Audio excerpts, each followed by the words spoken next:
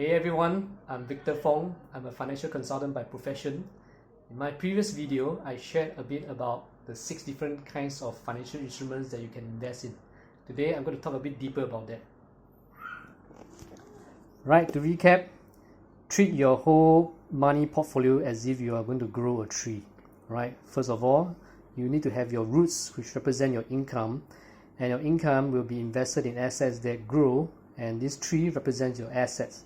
Right, generally what I find is when market conditions fall, your assets value will be greatly affected.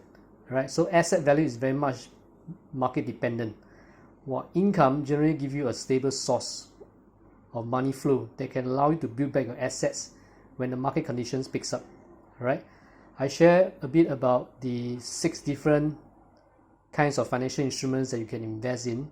The first 3 represent a more stable source of income, while the last 3, 4 to 6, is more market dependent.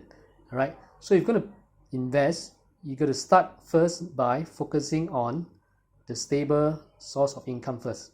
Right, and after you build it properly, then you focus on the market dependent assets. Right, so typically how can you allocate your resources in such a way that allow you to build a stable portfolio? Number 1, right, cash will be your first source of income.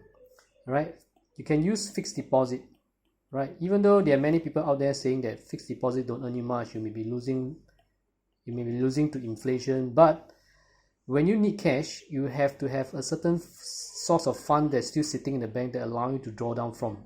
Right, for example, in a market crisis where you lose a job, typically you need at least 3 to 6 months worth of cash in fixed deposit so that it can help you to tide through. You can be a bit more kiasu in Singapore term, all right, maybe put up to 12 months. So for example, you spend maybe let's say 4k a month. Okay, so let's say this is your salary, 4k a month. You times 12, you will need to set aside, maybe round it up, 48k, or maybe set it to about 50k. Right, so 50k just in the bank earning fixed deposit rate. That will give you the first source of funds that allow you to have a stability to tide you through the market crisis. Right, after that, you need to build for long-term growth. Right, typically people use endowments. Okay, endowment plans. So in the market there are many different kinds of plans. They call it retirement plans, they call it annuity, but the concept or the feature is generally the same. Depending on what age you're at, you need to start saving. Okay, I would say plan with the end in mind. The typical retirement age is 65, so depending on the age you're at, say maybe you're 30 years old, all right, and a lifespan of most of us is about 85 and beyond. Okay, so you have 20 years of retirement income that you need to live on should you stop working at 65. Right, that's why at starting of age 30 and beyond, you need to start to put in your savings so that when you reach 65, you will start to have a stream of income that can last you for maybe about 20 years or more. All right, so how much you put in here will be more dependent on your annual income. I put AI for short. Okay, the rule of thumb is to actually save 20% of whatever you earn every year. So my suggestion is, once you receive a bonus, right, start to set 20% aside so that in the long run you will have a source of income to draw down from. Right, now the third thing is your CPF. This is another form of stable income stream that you can set up.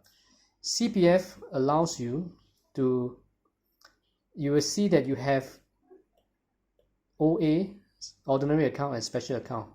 Right, if you can start to build up your special account, all right, because the special account gives you a 4% interest every year, while the OA gives you 2.5% every year.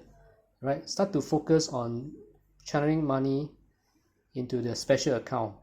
The ceiling that you can cap at is 181k this year, meaning the moment you've hit 181k, you can't voluntarily put in your money into this account anymore, but your salary continues, all right, to put money in here. Okay, so your salary, 20% of it continues to build towards your special account, right? So if you're working as an employee, you also have your employer contribution to this special account. So in a way, by saving your salary 20%, the government has helped us to at least set aside a set of funds for retirement. The only thing is, it's probably going to meet your very basic needs, right? Very basic needs. So that's why you need to have other sources of income to complement. For example, using endowments or retirement plans. And before that, you need to set aside cash, right, to buffer any short-term needs. So there you have it. This video will share with you how you can build for stable income. Use your cash deposit, set aside a certain set of funds that can last you for 12 months. Anything above that, start to channel into endowments or even your CPF to start to grow it, right? Take it step by step. There will always be other opportunity to invest in other high yield instruments like bonds, stocks, and property. But first, start with the stable income investment so that you have basic needs that can be taken care of before you grow the rest of your money. All right, so I hope this helps, and I'll see you in my next video.